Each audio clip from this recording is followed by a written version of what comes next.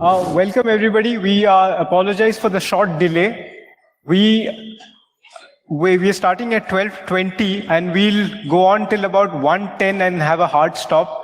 I'll try and ensure that we have at least 10 to 12 minutes of question and answer so that if you have any queries, we are able to address them. I have an excellent panel and I'll introduce the panel and I'll request my speakers to start with a few opening remarks. And after that, we'll go through a round of discussions based partly on what they have said and partly what's happening in the industry. And then we'll open it up to questions. Basically, we are trying to figure out what is the best way to build threat intelligence models at different scales. For example, if you're in the private sector, there is a certain kind of offering. If you're at a national sector, like one of our speakers comes from the government, so how do we look at national threats? Because they have a much bigger responsibility of not only protecting the private sector and corporations, but also looking at national security and protecting some of those national security elements and interfacing with private sector. So we have that perspective. We also have somebody who's worked a lot on threat intelligence, has an experience of more than 25 years. So we'll try and give you as many perspectives as we can. So let me start by introducing my speakers. Mr. Jadhav is heads BSc Investments. He's also on the board of most of the BSc tech companies. He runs their data center, and from that you can understand the complexity of his work, because when you're managing the data center of a major national stock exchange, that's the kind of traffic analysis, the kind of threat intelligence and the complex things about BFSI sectors that he manages on a day-to-day and sometimes I would say hourly basis. So that is Mr. Jadhav. Major General Sandeep Sharma comes from the Indian Army. He comes from the Signals Directorate of the Indian Army, has extensive experience dealing with all sorts of signals intelligence and cybersecurity. He's also from IIT Kanpur and currently attached to the Government of India, helping them shape their national cybersecurity policies. And Mr. Muslim Kosher, he's from Pune, which is my town. One of the finest minds on cybersecurity, has more than 25 years of experience and is one of the co-founders of Volon, which is a cyber threat intelligence and cybersecurity company. So you have a very interesting panel, and I'll request, starting with Mr. Jadhav, if you could in your opening statements lay out the scenario that we are looking at, what kind of threats and how threat intelligence models are currently working. Thank you, Saikat. One of the things that I've noticed over the last few years that we've been in cyber area is that each person is good at what he does. He's an expert maybe at that. But as a whole, it's very difficult for people to be explained what it is. The cybersecurity arena or a security arena in general is like that proverbial elephant. The person who handles its tail thinks that it's the tail, or the person who handles leg is like a leg. So we've noticed that many times when we talk about cybersecurity, we just go into the flow of cybersecurity, what's happening today. So one of the things that's missing is what's going to happen next. Second is, almost everything in an organization is now considered to be worthy of security. You know, you just imagine in India, if everyone gets Z+++ security, do you think India can run? Then you'll say, who will give the security to the security guards? Then who will give the security to security guards? Same way in India, in an organization, everything, just wishing happy birthday mail also is considered secure. The amount of time you waste in classifying each mail as public or private is humongous. We have to find out ways of having a business run the way it should be run, efficiently and effectively, without compromising security, and for which I have noticed that most of the people in cybersecurity area don't use the ABC classification, where it means that most of my valuables are kept in a safe with a lock where no one can have access. There are some things which are general, if you lose, it's all right. And the third is, anyway, people are supposed to take, like the t-shirts we have at the Nilcon registration. But Mr. Jadhav, when it comes to the current, what is available as far as threat intelligence, cyber threat intelligence, whether it is network analysis, etc., you look at the time loop, the intelligence circle, etc. What is your experience when you have managed such complex projects? How good are they, and what do you think, in your view, is desirable that could be added on in the future? as you are aware, we use very sophisticated software to analyze what is happening and also preempt. Most of the things are known to the cyber world, like honey traps or letting some things loose to understand what's happening around. We are very happy with it. The only problem with it is, one, it takes time. It reduces my network time is there. I am the fastest exchange in the world. So I have to ensure that time should not be lost somewhere because of checking, threatening, etc. Second is, it also does not look at the future. Today, we are at just the cusp of IoT. And India being a jugaad country, I can tell you, even in IT related area, you will have multiple boxes attached to each other with a cable, which God knows when, who has checked. We are talking of man-in-the-middle attack in a sophisticated software hardware, but we don't check all these small screws and cables and patch boxes, etc. And that is where my worry is. There's a big dashboard. It checks what it's like checking the highway, but no one checks the drain passing by the highway to see if there's a bomb being transported in that. So that is my worry that I always feel. Thank you. General Sharma sir, you've been with the army for many years, most of your career, and now you're helping shape national cybersecurity policies, etc. From a national perspective, what do you see? What will help you in the government build better threat intelligence models in information security? Thank you, Saket, and good afternoon, everyone. I have been associated with the world called cyber, for last 10 years. I raised Army Cyber Group way back in 2010, and we were the first one in the country to come up with Army cybersecurity policy a year before the National Cybersecurity Policy came up in 2013. We had our own CERT Army, which was the second CERT in the country after CERT in 2003. We have seen growing of the threat from the time of 2009-10 to 2019-20, which have become more sophisticated, more target-centric, well-funded by states, executed by non-state actors. We have come a long way. I remember in 2010, the first question the Prime Minister asked, who's in charge of cybersecurity in India? Everyone looked around. And that was the time he he gave the responsibility to NSA. He says, you will become in charge of cybersecurity in India, because before that, nobody in the country had a clue as to who's in charge. Everyone was thinking, he's the tiger. He's the ultimate. The industries were thinking they are the ones, the government was thinking they are the one, the academia were doing research on their own. And that was the time National Security Council Secretariat had a cyber wing. And in 2014-15, the National Cybersecurity Coordinator, which Dr. Gulshan Rai was the first one, came up to synergize the efforts of everyone in the country. I've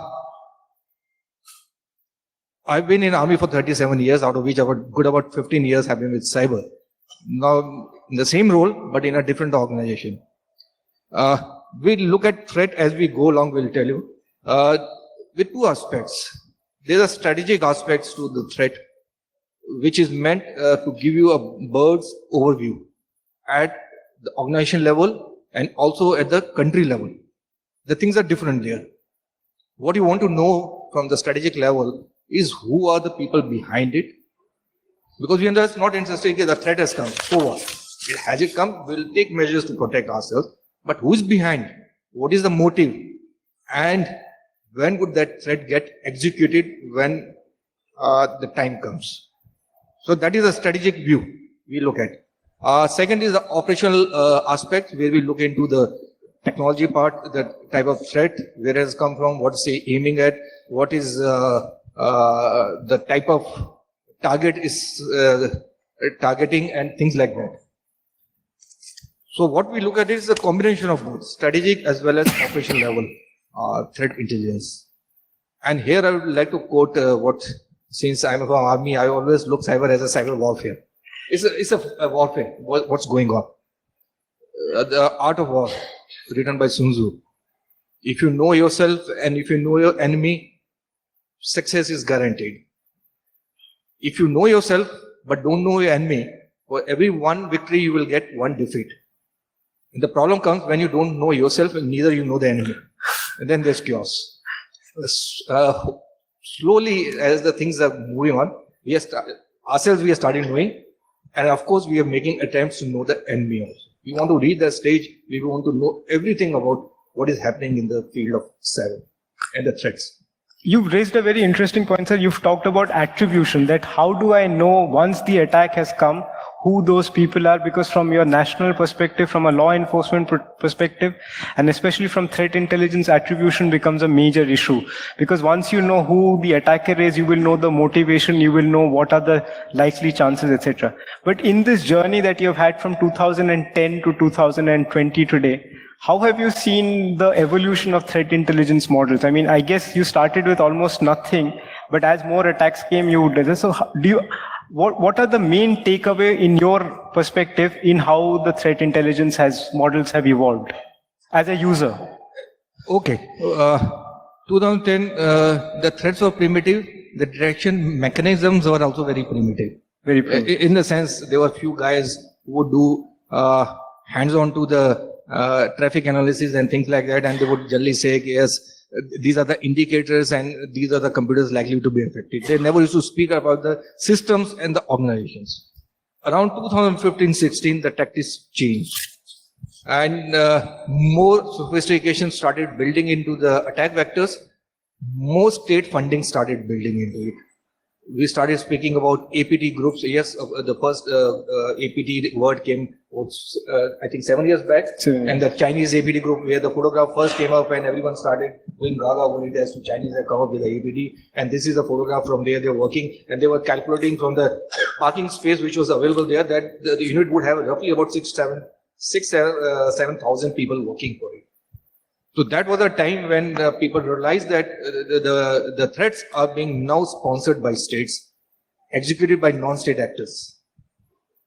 And that was a time when the major critical systems started getting affected. That was a time when NCIPC also came into being.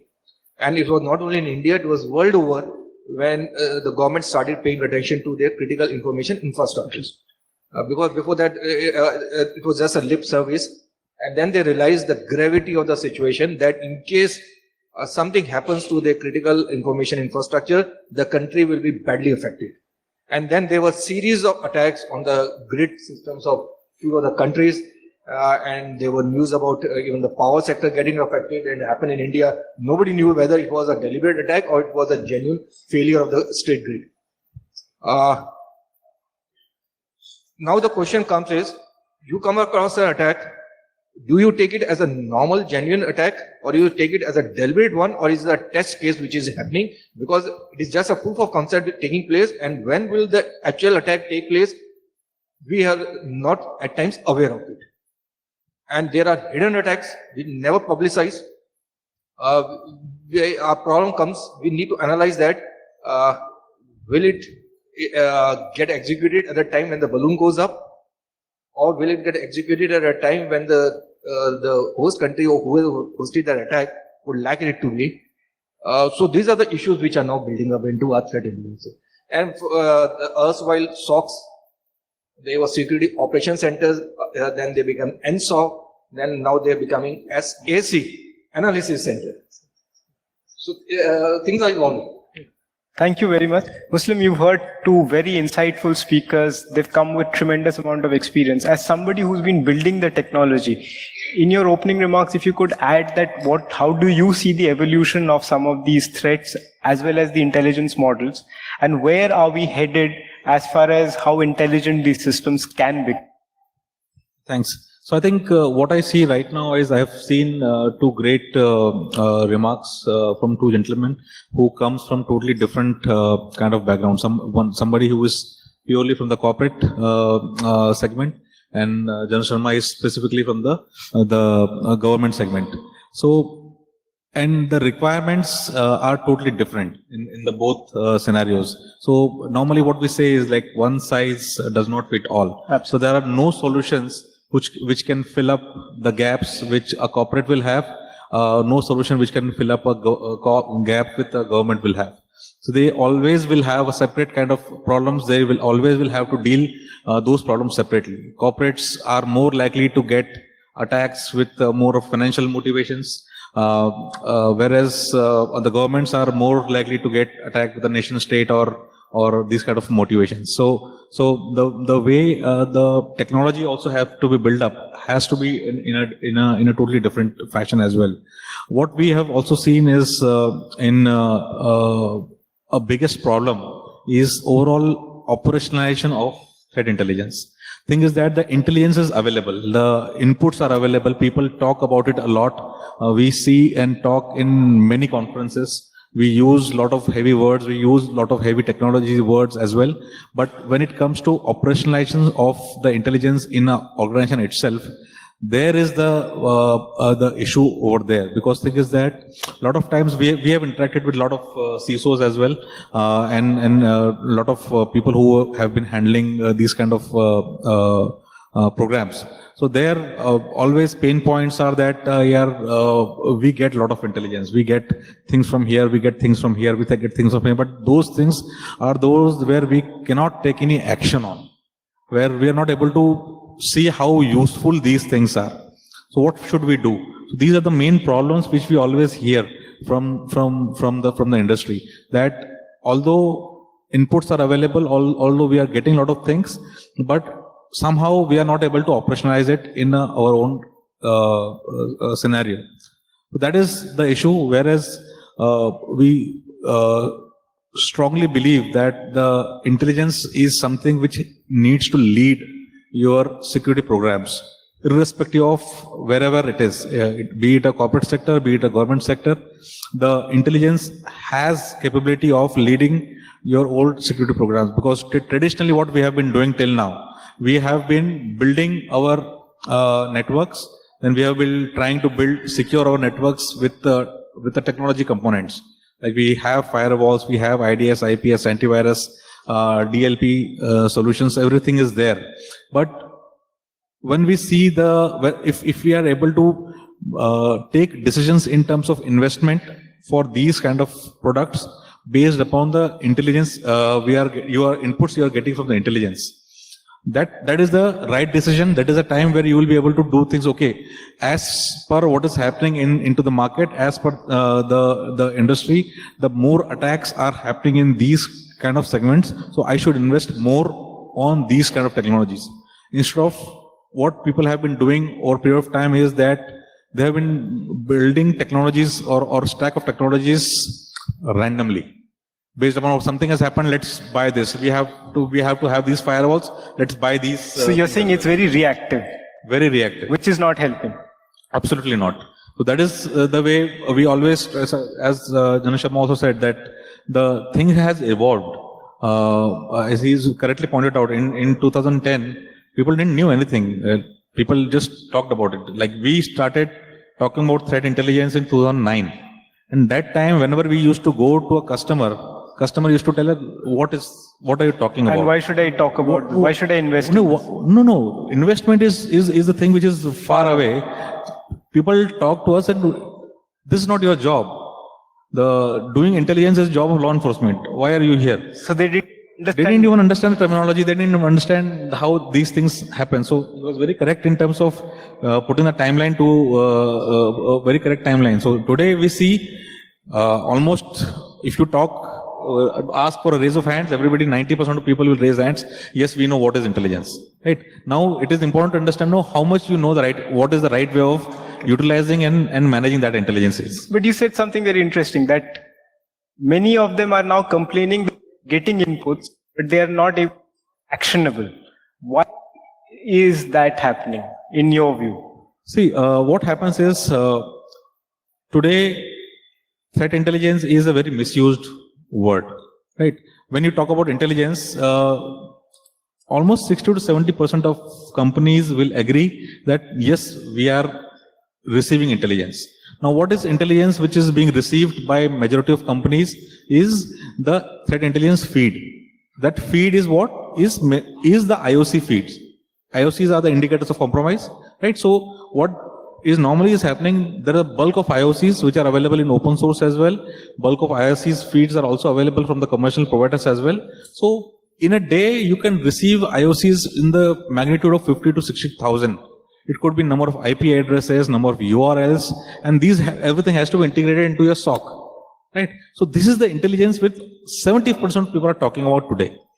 Right. Both of the speakers have spoken about very specific strategic and operational intelligence. The kind of terminology is not being spoken a lot by a variety of people. So when we're talking about 50,000, 60,000 IOCs to be integrated, then at that point we see that there is a major problem over there.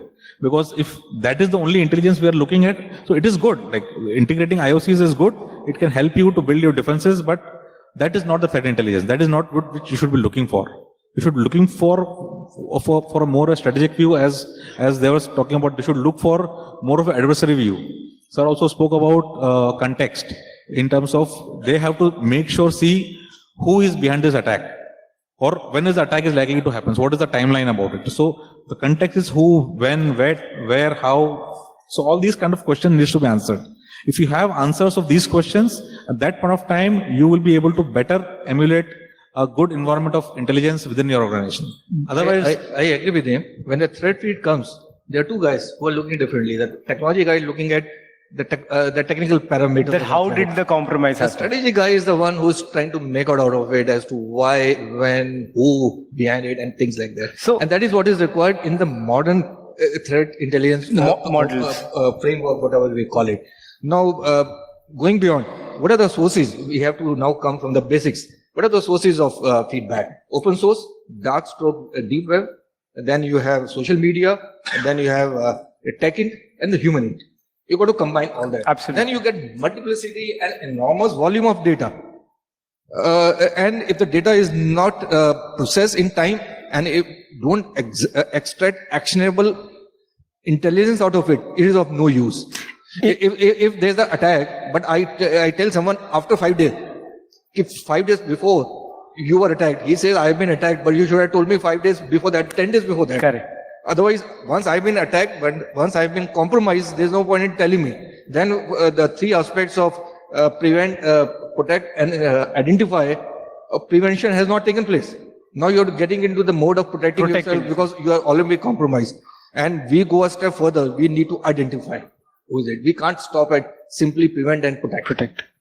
In fact, you said something very interesting. I don't know how many of you caught it when he said that when they discovered the Chinese attack on Indian systems, the key source of information, can anybody guess what he let out?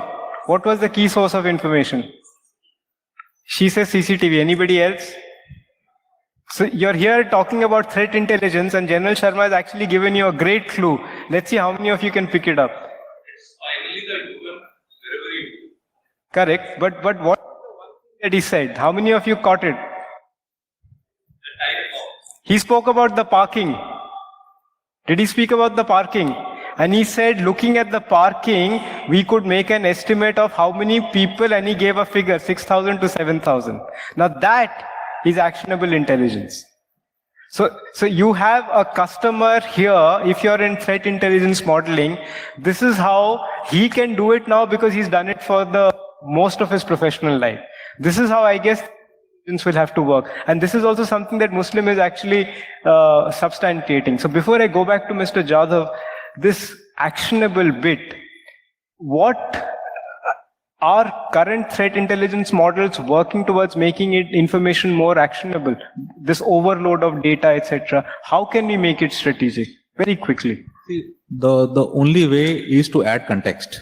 Wherever you are able to add context to an information, that will become more actionable. If you pass on information, okay, this is the attack patterns, these are the random IP addresses, those are not actionable. Like you can't do much about it. But since people have come from technical backgrounds, they don't understand that the context is just as important. So how do you build that into a model? So so I'll talk about it. The thing is that normally what happens is intelligence, when it is delivered, it is normally received by one or two members of the team, which is again a major roadblock, because normally it is it goes to a CISO. If it's a strategic intelligence, go to a CISO, or it will go to a SOC team analyst where they'll take care of their IOCs and all. But thing is that in a larger organization, the security teams are huge. So how the information needs to flow from one place to another to the right stakeholder. If you talk about only SOC guy, he will be happy by blocking IOCs. But can this be built into the model also? Yes, it can be done by building a model where you can have end-to-end flow, where intelligence is flowing from one place to another through a set structure, where instead of whoever is the right person to receive that intelligence, he will receive that intelligence and he'll take action on that. Instead of getting it to only one or two places, the intelligence will flow from one place to another with right point of actions. And at each point of action, people will be able to take action and work towards it. Thank you. Mr. Jadhav. Sorry. Mr. Jadhav, you've seen how complex these attacks are. You come from one of the most complex sectors. Not only are you dealing with finance, you're also dealing with a stock exchange where a nanosecond thing could create havoc, etc. So speed is extremely critical in your line of work. So you've heard both our speakers. There is the question of attribution. There is the question of speed, but also ensuring the right people get the information at the right time so that they can interact. So how do you think models are able to address these critical aspects of your line of work? Saket, I'll tell you, I don't know, many of you use TV remotes, I suppose. You have a button to put the TV off. Earlier, there used to be a button for on and off separate. There was no toggle. Today, we have toggles, right? The toggle is the most dangerous button. It's the most dangerous. Most dangerous button. In cybersecurity, we say what comes in through one path, the out path should not be the same. So for instance, our capital markets, what we get inside is only certain type of parameters which comes to our system. And the things don't go out from there. The things go out from another system. So what we get, we know that it will not affect our systems. What goes out, we have to protect the data in terms of the data privacy should not be lost, it should go to the right person, etc., etc. By keeping these two things separate most of the times or almost all the time. I understand that's your protection model, but from an intelligence perspective, because you want to prevent an attack. So from an intelligence perspective, how is this helping? So I'll just tell you. So because we keep that, we know that anyone coming to a system by the wrong path is first of all the most dangerous thing, what's happening. Correct. Second, when we do that, we also take help of all threat intelligence and actionable threat intelligence because we use one of the sophisticated products. We got an outsourced team which keeps on looking at things with the help of artificial intelligence to understand the behavioral parameters, what's happening in the network, when suddenly the load goes up or goes down, etc. We do. But these are all taking care of the internal parameters. Most of the threat comes from outside. Though there is an insider human being issue all the time. Absolutely. But most of the threats that we can monitor, like its systems can monitor, comes from outside. And from outside, the only way to learn, or one of the best ways to learn, as he rightly pointed out, is the other sources like darknet, social media, etc. If you ever happen to come to see our surveillance part, where we look at the corporate governance side, we look at all social media platforms and various platforms and automatically send notices to those companies, etc. to do this. There's a news that your company is getting a contract. You have not confirmed the exchange. Kindly explain. Those kind of things happen automatically. We send it to SEBI, we send it to the broker concerned, the client concerned, etc. Similar technology is also used on IT. But in IT, we don't tell you who we send to and how we get the information. Correct. But almost every IP address, whether it's location specific or whether it's the behavior specific, we always target. If we see a person is performing multiple roles, we separate the machines, we separate the teams, because we do not want a person to have overall access or overall things. But let me tell you today, the threat, as he said, one is from state-sponsored people, but through non-state sponsored people. Correct. Or machines. The pocket. It's a very, very difficult thing to see. Second, the motive. Sometimes, as he rightly pointed out, just you are trying to take away attention somewhere else. It's just distraction. Most of the real things are like hidden Easter eggs. You don't know when they will attack, how they will do. So some of the things we do is we refresh our hardware quite often. Okay. So what happens if something is sitting in the hardware? We get a new hardware, put a new OS, put all new applications and run. So basically at the firmware level you start Yes, we cleaning do it it. We do it quite often. At a personal level also I do, but we do it in the office also. Similarly, software. We don't rely on one particular software. We always have redundancies anyway. So we keep on changing. So some of the people do feel, why are we not relying on one more often, etc. But the reason is, we don't know what vulnerabilities it is developed. We want a fallback too. So there are many such instances we do. But I have a question. If you're changing, say, your software cycle so quickly, then how do you ensure that the new thing that is coming in is tested properly? And B, doesn't it affect your efficiency? Because adapting to new systems is also... We have something called, as I told you, there are two systems. So in the market-based systems, we do mocks almost every weekend. Okay. These mocks are tested, tried, and we revert back to the original if we don't find the tests are good. Most of the software that is made for BSE is done in-house. So the capital market system is done in-house with our teams. We have those people for many years with us. We know where they stay. We know each other. So if someone is doing something wrong, we get to know. Right. And that is the human part of it. But even the machine and the software that sits with us. And we prefer not to use something only alone. We would rather he use the same thing, he use the same thing, and we learn from each other. So the software that we have for capital markets is, for instance, from Deutsche Börse. It's called NTA, New Trading Architecture, which we manage and maintain also. So there are lots of learnings that we get. But as a business, which is where the main part is, like anyone will have a business, there are similar threats that anyone has. If someone can get into a corporate network, it's a big thing. And I believe in future world, the IoT or bring your own device is going to be a big, tough thing. BYODs are already a major threat anyway. I mean, the way companies are struggling to develop policy, BYD policies around it. So what has been your experience from a threat intelligence perspective? So what we are trying to do is we are trying to encourage, though we've not got a policy, where the company official device should be different from another. Because one of the biggest threats, whether people like it or not, is the apps. They are black boxes. We encourage people not to use any apps on the network, on the machines that we are doing. We try to discourage everyone. Just now we are not forcing. One of the reasons is, as you know, Indians or any human being does not like forced. If you tell them to wear a seat belt, they will not wear it. If you find them, they will not wear it. But you keep on requesting them, after 10 times they will listen. It's a standard procedure, and we found that difference, that change in management is the most important thing. So you brought up an excellent point. Basically, I think change behavior should be a key part of intelligence model. Right.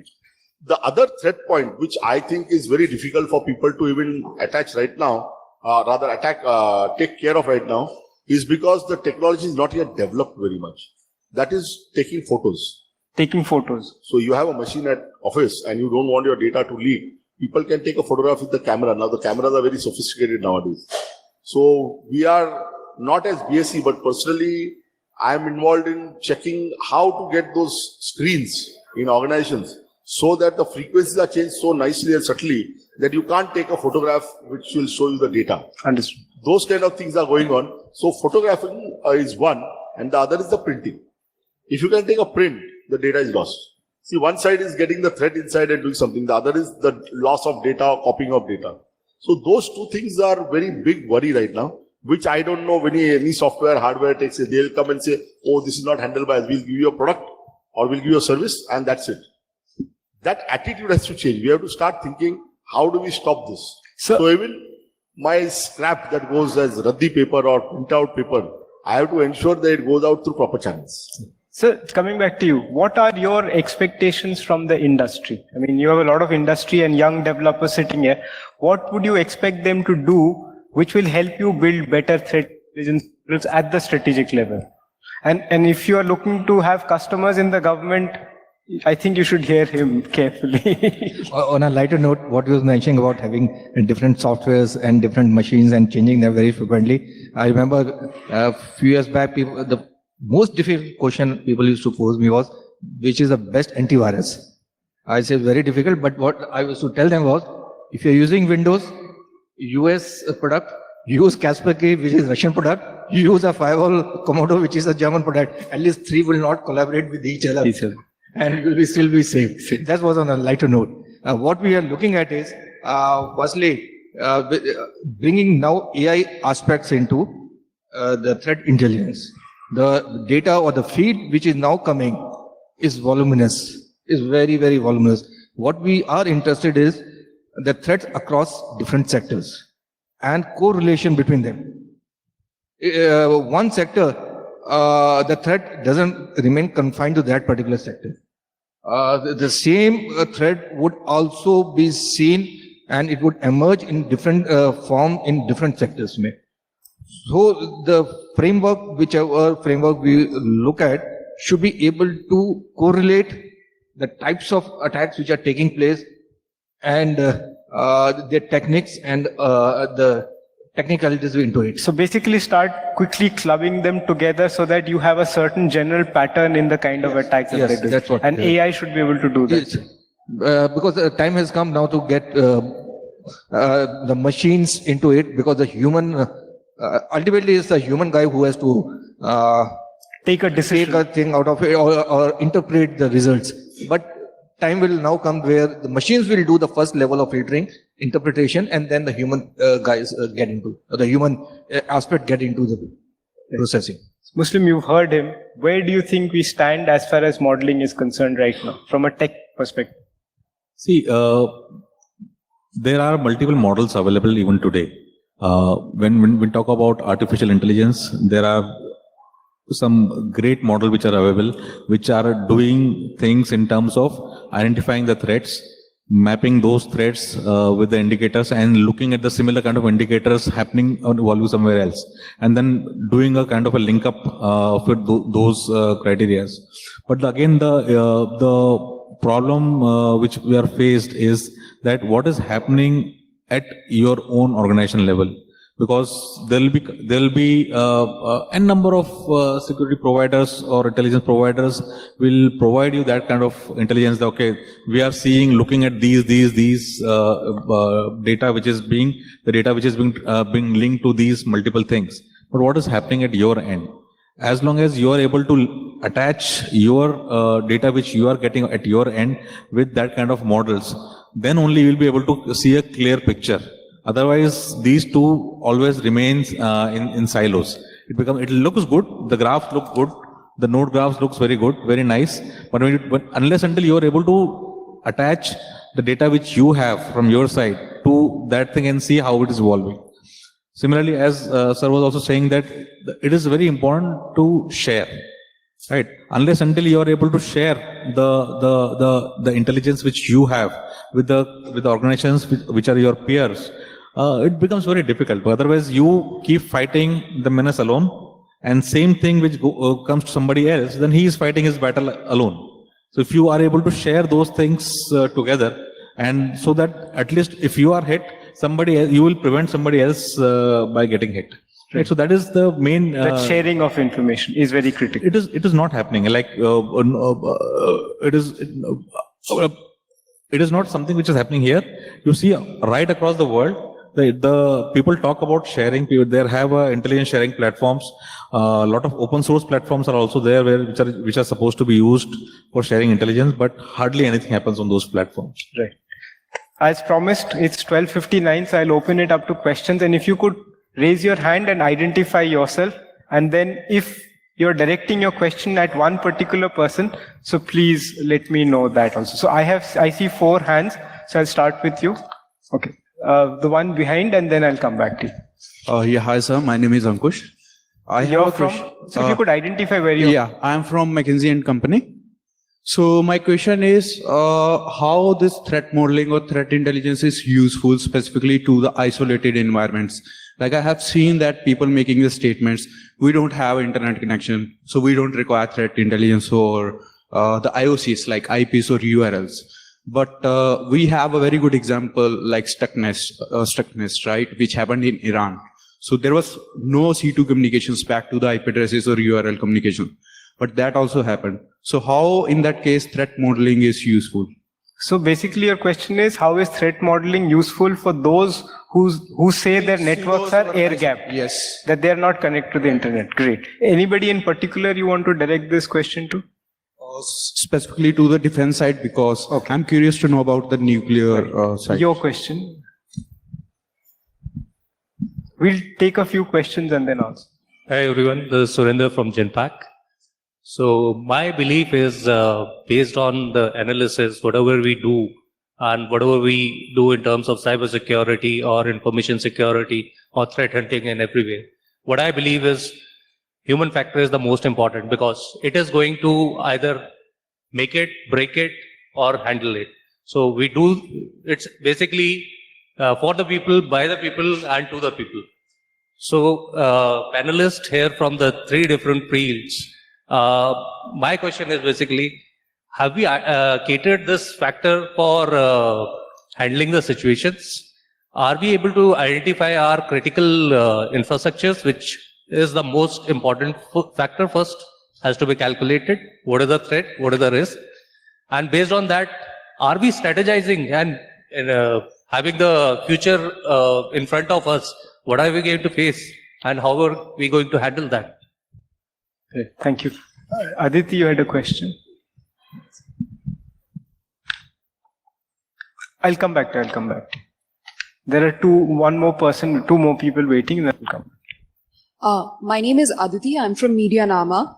My question is for General Sharma. I have two of them. You talked about how difficult it is to attribute digital cyber attacks.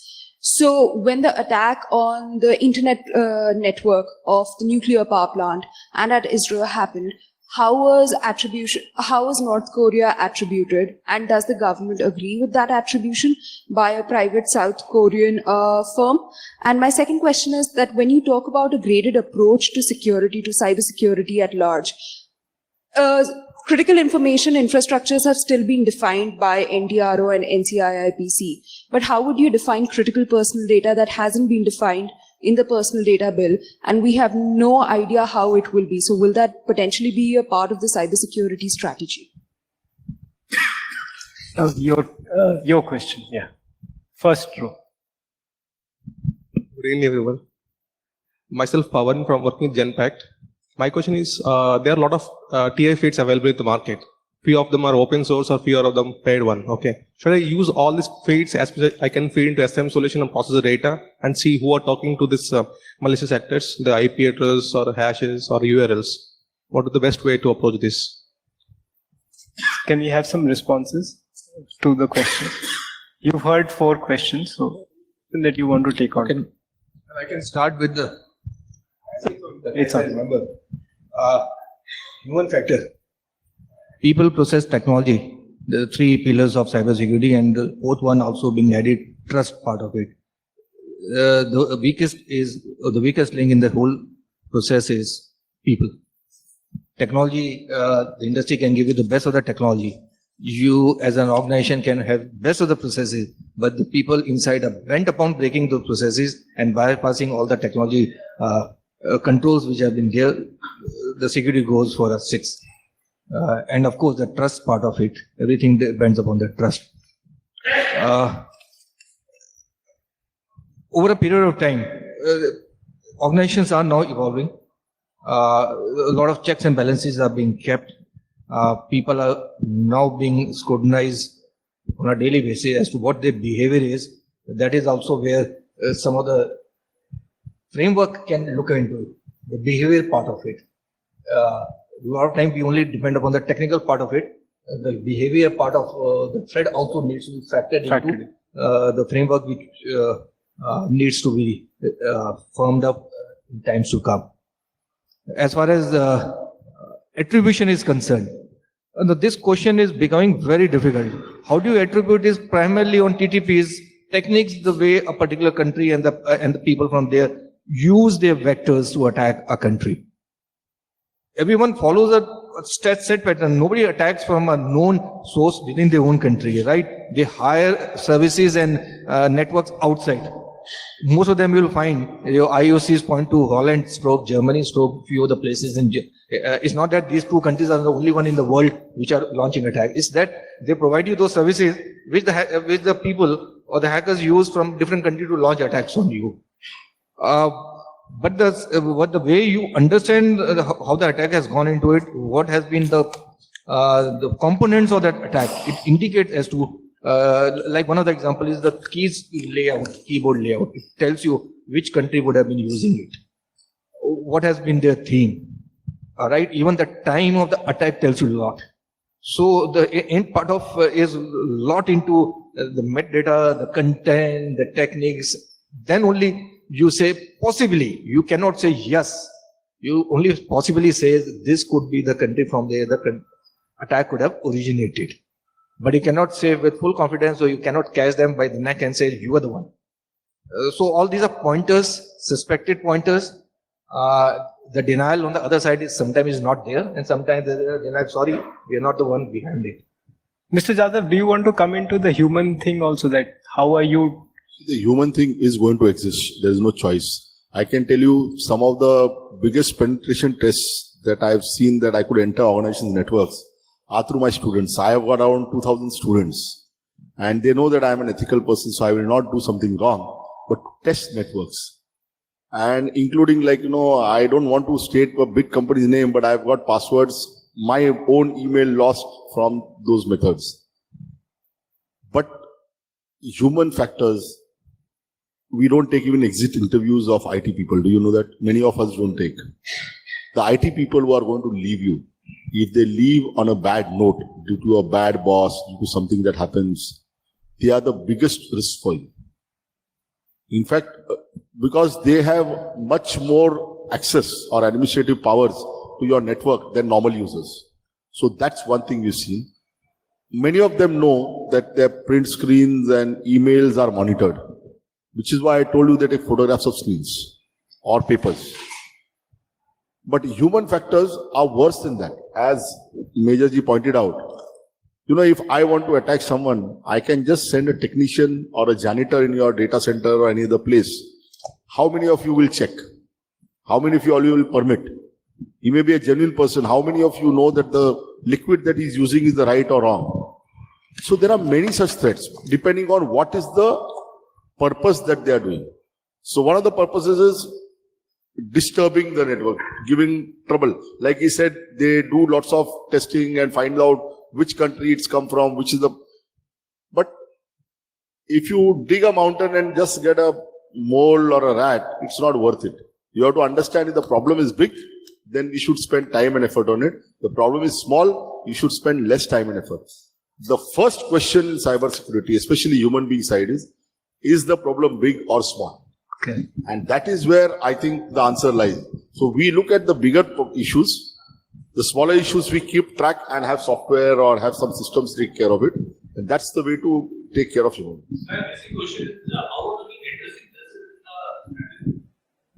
for which we are creating for critical infrastructure? So what strategy should Already the government has notified critical infrastructure and they keep on updating the list all the time. So I'm addressing the human factor in that, because that will be always existing. So partly what is being done is that, see, there are two aspects to the critical information infrastructure. One is as a sector you're identified, within the sector as an entity you're identified, but within the entity there are certain systems which are also identified. So there are three different layers. When it comes to the third layer which I just mentioned, which is that these are the entities in that system which are the most critical, which is done through your basic vulnerability and business continuity process. You do a standard VCPDR. Within that, when you have done that, you identify the personnel who will be handling, and within that personnel, you'll also have redundancy in personnel. So you will look at, these are the 4, 5, 6 or 7 people who will be doing those functions. So once that attribution of responsibility is done, then certain kind of behavioral training and change is done to make it as safe, so that inadvertently also they don't end up doing something. I mean, these are certain kinds of ways. So this change management becomes a very critical tool.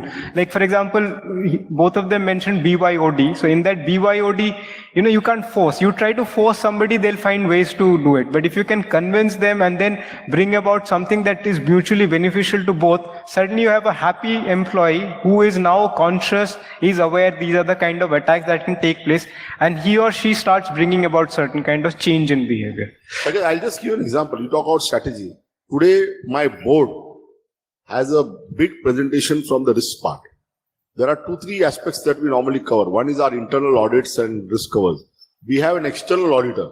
We have a third regulatory auditor. They all come and present there.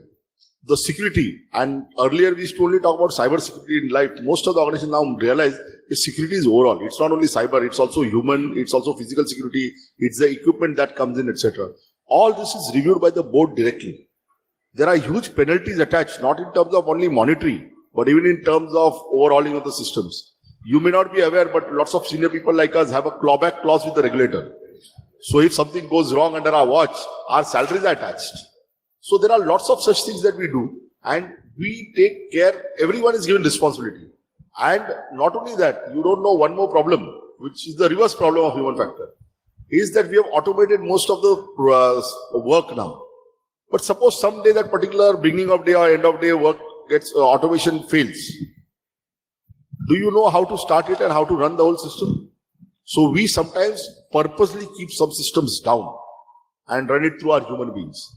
So these are the things that we look at human strategy also. And let me tell you, without friends, without knowing critical infrastructure, without knowing what's happening to the other person, it's very difficult to monitor, especially in things like defense or capital markets, where a small mistake could lead to huge problems. A word about critical information infrastructure. NCIPC is involved in issuing advisories. They guide them as to what they are supposed to do and things like that. It's not mandatory on the organization. If I say his solution is the best, they're not bound to buy from him. They can go for any other solution.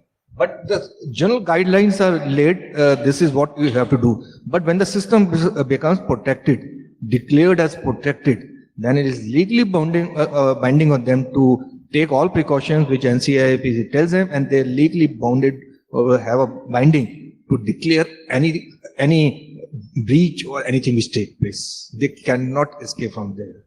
So some of the very critical ones have been declared as protected, and there's a well set procedure where even the intelligence bureau gets involved into it, whether the system has to be declared as protected or not. Muslim, And that is a place where even the personnel come into picture. Muslim, you heard some last questions. If you could answer.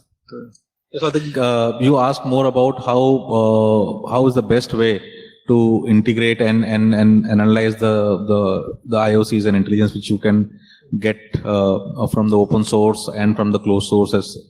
So these are the relatively easier things which we can do. Only thing is that you will need to build some sort of correlation engine. There would be a lot of junk which you will get from variety of sources, which will be very similar to almost everywhere. So you just have to try and eliminate those things. So those are the easier, more of the easier aspects where you can just eliminate those things, and then whatever is left is something you can do more research on that and apply to that.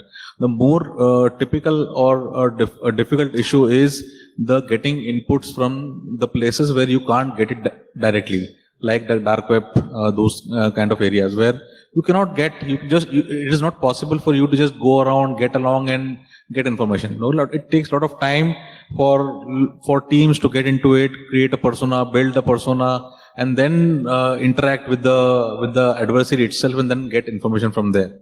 So those are the portions which are trickier portions, and those are the portions which your provider can help you.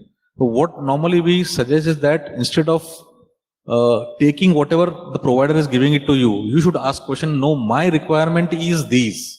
You have to provide me intelligence based upon these set requirements, which is with respect to my own company's requirement.